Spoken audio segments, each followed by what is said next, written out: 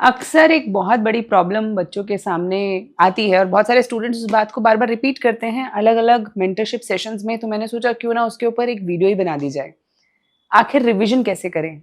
आपको याद होगा हमने कुछ दिन पहले एबिंगॉस कर्व के बारे में बात करी थी, फॉरगेटिंग कर्व भी बोलते हैं इसको, जहां पर हमने देखा था कि हमारा दिमाग सारी मेमोरीज जो भी हम पढ़ते हैं या सुनते हैं उसको शॉर्ट टर्म मेमोरी में रखता है।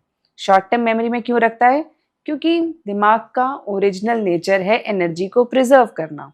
जितनी कम चीजें उसे याद रखनी पड़े, जितनी ऐसी चीजें जिनके साथ कोई इमोशनल टैगिंग नहीं है या उसकी बार बार जरूरत नहीं पड़ती, दिमाग उसे भूल जाना चाहता है ताकि वो एनर्जी बचा सके।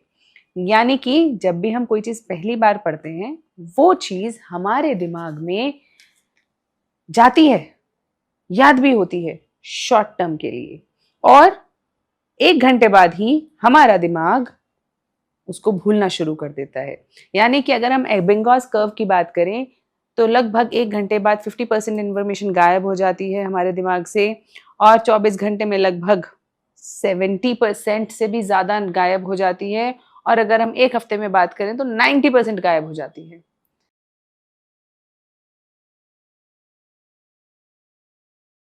यानी कि जो हमने पढ़ा वो हम लगभग सब भूल चुके हैं, सिर्फ मोटा मोटा किस बारे में बात हुई थी वो हमें याद रहता है। अब ये जो शॉर्ट टर्म मेमोरी है ये ही बाद में चल के लॉन्ग टर्म मेमोरी में होती है कन्वर्ट।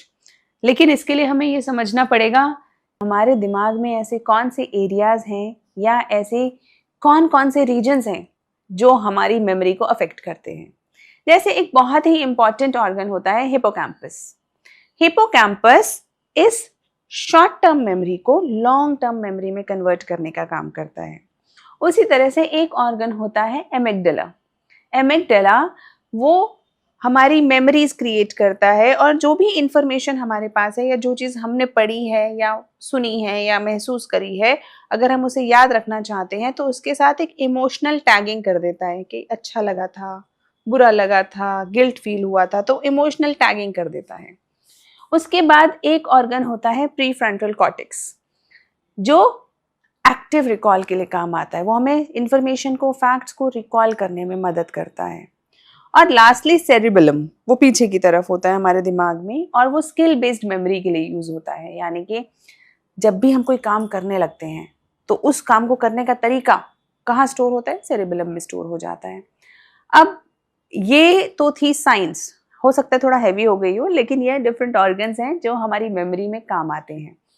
इसमें जो हिपोकैम्पस है वो हमारे काम का है, खासकर कि जब हम रिविजन की बात कर रहे हैं, रिविजन से इंफॉर्मेशन को रिटेन और याद रखने की बात कर रहे हैं। तो हिपोकैम्पस से कैसे पता चला हमें कि हिपोकैम्पस शॉर्ट टर्म से लॉन्ग टर्म मेमोरी में ले जाने वाला अपरेटस है? क्योंकि साइंटिस्ट ने, न्यूरोबायोलॉजिस्ट ने इसके ऊपर बहुत सारी रिसर्च करी है, और उन्होंने, जैसे एक पेशेंट है, पेशेंट एचएम का केस माना जाता है उसे, जब उन्होंने पता किया कि उस व्यक्ति के हिपोकैम्पस में इंजरी हुई और उसके बाद वो व्यक्ति लॉन्ग टर्म तक कुछ याद नहीं रख पाया, तो इन सब केसेस के बेसिस पे ये निकाला गया कि hippocampus is the one which helps us retain the information for a long time. यानी वो हमारे दिमाग का सेव बटन है। जैसे हम कुछ काम कर रहे होते हैं कंप्यूटर पे, और अगर हमने सेव बटन नहीं दबाया तो वो टेम्परेरी फाइल उड़ जाती है, तो उसको सेव रखने के लिए we must click that save. This means the information must be converted to long term memory by hippocampus. अब इसको करने के क्या तरीके हैं? इसको करने के तरीके हमारे पास दो हैं मेजरली। एक है स्पेस्ड रिविजन्स, दूसरा है एक्टिव रिकॉल। स्पेस्ड रिविजन्स मतलब आपने कोई इंफॉर्मेशन पढ़ी, आपने एक चैप्टर पढ़ा, एक बुक पढ़ी, वो पढ़ी, और पढ़ने के बाद आपने उसको रेगुलर इंटरवल पे दोबारा से एक बार पढ़ना है, देखना है, उसको एक बार पलट के देखना है। इस तरीके को हम क्या कहते हैं? Spaced revisions. जैसे कि अगर आपने डे 1 पे कुछ पढ़ा है तो डे 3 पे पक्का एक बार देख लीजिए उसे, फिर डे 7 पे देख लीजिए, फिर डे 14 पे देख लीजिए, फिर 1 महीने के भीतर भीतर एक बार दोबारा देख लीजिए, और 3 महीने में एक बार देख लीजिए। It is like walking through a forest. जब हम जंगल में जाते हैं तो रास्ता थोड़े ना होता है, कोई रास्ता नहीं होता। आप चलते हो तो बड़ी बड़ी घास होती है, आप उनको बिछाते चलते हो, मतलब उनको नीचे करते चलते हो, और पहली बार जब जाते हो तो वो घास फिर उठ जाती है। लेकिन जब आप दोबारा उसी रास्ते पे चलते हो, दोबारा उस रास्ते पे चलते हो, तो धीरे धीरे आप देखोगे कि वो पेड़ ही उस रास्ते से हट जाते हैं, वो घास ही उस रास्ते से हट जाती है, और वहां पे एक लकीर बन जाती है, एक रास्ता बन जाता है। Same is the thing with our spaced revisions.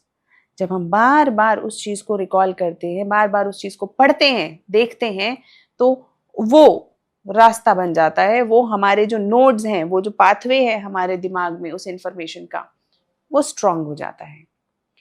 इसी को अगर हम एक और तरीके से समझें, एक तो हुआ स्पेस्ड रिविजन्स और एक हुआ एक्टिव रिकॉल। ये भी एक बहुत अच्छा तरीका है, इसी के ही साथ यूज किया जा सकता है। एक्टिव रिकॉल मतलब कि आपने पहली बार कुछ पढ़ा, तो डे 3 में रैदर देन कि आप सीधा किताब उठाओ और उसे पलटने लगो, या जो आपने पहले पढ़ लिया था उसी को दोबारा पढ़ने लगो, आप पहले बैठो और अपने आप से लिखने की कोशिश करो कि आपने क्या पढ़ा था, या आप रिकॉल करने की कोशिश करो कि आपने क्या पढ़ा था। इसके लिए आप PYQs का सहारा ले सकते हो, सैम्पल क्वेश्चंस का सहारा ले सकते हो, क्विजेस का सहारा ले सकते हो। There are n ways to do this. So flash cards कई लोग यूज करते हैं। तो idea is to recall yourself. जब आपके दिमाग को आप फोर्स करते हो किसी इंफॉर्मेशन को रिकॉल करने के लिए, तो दिमाग को समझ में आ जाता है कि ये इंफॉर्मेशन इंपॉर्टेंट हो सकती है। You remember amygdala, tagging of emotions, तो उसे वो इंपॉर्टेंस नजर आती है इस इंफॉर्मेशन की, तो आपका दिमाग उसे रिटेन करने की कोशिश करता है और उसे हिपोकैम्पस के थ्रू लॉन्ग टर्म मेमोरी में स्टोर करने की कोशिश करता है। तो एक्टिव रिकॉल से बहुत जल्दी चीज़ें याद होती हैं। जैसे मैं अक्सर अपनी क्लास में बच्चों को बोलती हूँ कि आपने अगर कोई चीज़ पढ़ ली है, पढ़ लिया, बहुत बढ़िया, अब कॉपी को बंद करो और उसे लिख के देखो अपने आप, और 1-2-3 दिन बाद उसे दोबारा से लिख के देखो अपने आप कि आपको कितना याद है। जब आपका दिमाग उसे वापस लाता है, बहुत आसान हो जाती है रिवीजन। यानी कि ये कोई नई बात नहीं है, मैं आपको बताऊं। हमें ऐसा कई बार लगता है कि साइंस ने कोई बहुत नई बात हमें बताई है, ऐसी बात जो हम पहले नहीं करते थे या जानते थे। हमारे एंशिएंट वैदिक विजडम के अंदर आपने श्रुति और स्मृति, ये सारे शब्द सुने होंगे। श्रुति क्या है? श्रुति इज आप बार बार सुन के चीजों को याद करना, बार बार स्पेस्ड रिविजन्स। एंड स्मृति, रिटेंशन की कैपेबिलिटी, उसके लिए बार बार उसको बोलना या फिर उसको एक्टिव रिकॉल करना। और ऑडियो विजुअल एड्स की मदद से जब आप उसको करते हैं, यानी आप किसी चीज को लिख भी रहे हैं, सुन भी रहे हैं, जो क्लास में होता है अक्सर, क्लासरूम में क्या होता है, क्यों चीजें याद हो जाती हैं अक्सर? क्योंकि टीचर बोलता है, लिखता है, तो आप देख भी रहे हो, सुन भी रहे हो, और फिर आप अपनी नोटबुक में लिखते हो तो लिख भी रहे हो। तो मल्टीपल एजेंसीज के साथ जब आप किसी चीज को पढ़ते हो या याद करते हो, तो वो ज्यादा बेहतर तरीके से याद हो जाती है। उसी को हम अगर एंशिएंट वे में समझें तो वैदिक चैंटिंग। और खास करके इनके साथ साथ एक चौथी चीज और होती है, डाइट और स्लीप।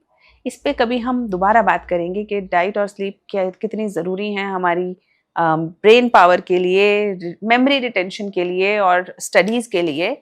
लेकिन आज के लिए ये 2 methods, spaced revisions and active recall. इसके अलावा कुछ और टेक्निक्स भी हैं, स्पेसिफिक टेक्निक्स हैं हमारी रिविजन की, जैसे निमोनिक्स क्रिएट करना, फैनमैन टेक्निक। इस पे हम इसके बाद कंटिन्यूएशन में बात करेंगे एक बार और, ताकि हम एग्जाम्पल से समझ सकें कि किसी चीज़ को हम किस टेक्निक से कैसे याद कर सकते हैं। लेकिन आज के लिए remember the science behind your memory and try to use both these methods to revise, because सिर्फ पढ़ने से कुछ नहीं होता। बार बार आप नया नया नया नया पढ़ते रहो, अंत में आपको रियलाइज होगा कि याद बहुत कम है, और एग्जाम में आप वही लिख सकते हो या वही इंफॉर्मेशन यूज कर सकते हो जो आपको याद हो। तो मेरी क्लासेस का भी और मेरा भी सिंपल फॉर्मूला रहता है बच्चों के लिए हमेशा, LLP, लेक्चर लर्न प्रैक्टिस। सुनो, लेक्चर को अटेंड कर लिया आपने, पढ़ लिया मतलब कोई चीज़, उसके बाद लर्न, याद करो, and then you practice. So I hope you all will revise.